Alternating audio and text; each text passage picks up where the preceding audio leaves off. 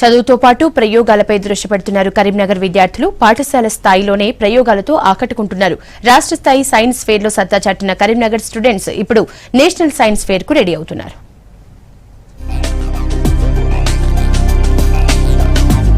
రాష్ట్ర స్థాయి science fair లో సత్తా చాటిన Karimnagar students national science fair కు అర్హత సాధించాడు. జగిత్యాల మండలం మల్లాపూర్ హైస్కూల్ స్టూడెంట్స్ తయారు చేసిన జనతా కల్టివేటర్ కు స్టేట్ లెవెల్ అవార్డు లభించింది. రైతులు ఇబ్బందులు చూసే ఈ జనతా కల్టివేటర్ తయారు చేశామంటున్నారు స్టూడెంట్స్.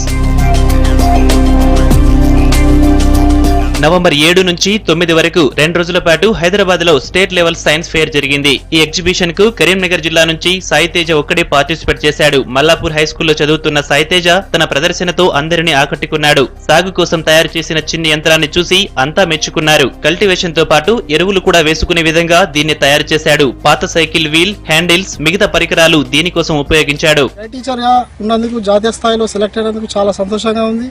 సాయితేజ చూసినట్టయితే ఎంతో విజ్ఞాన శాస్త్ర అభివృద్ధికి ఇతర ఒక ఉదాహరణ. మరి అదేవిధంగా ఒక ప్రభుత్వ పాఠశాలలో ఉండి పరికరాన్ని తయారు చేసినందుకు కూడా చాలా సంతోషంగా ఉంది. పరికరం పేరు జనతా కల్టివేటర్. ఇది పేద రైతులకు చాలా ఉపయోగం. అదేవిధంగా ఇది చాలా తక్కువ ఖర్చుతోటి పాత సైకిల్ తోటి తయారు చేసుకోవచ్చును.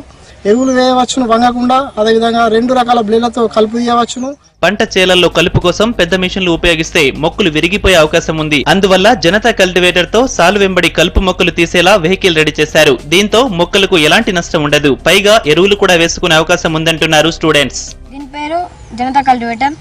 దీంతో కలుపు మొక్కలు తీయవచ్చు మరియు దున్నవచ్చు, ఎరువులు వేయవచ్చు.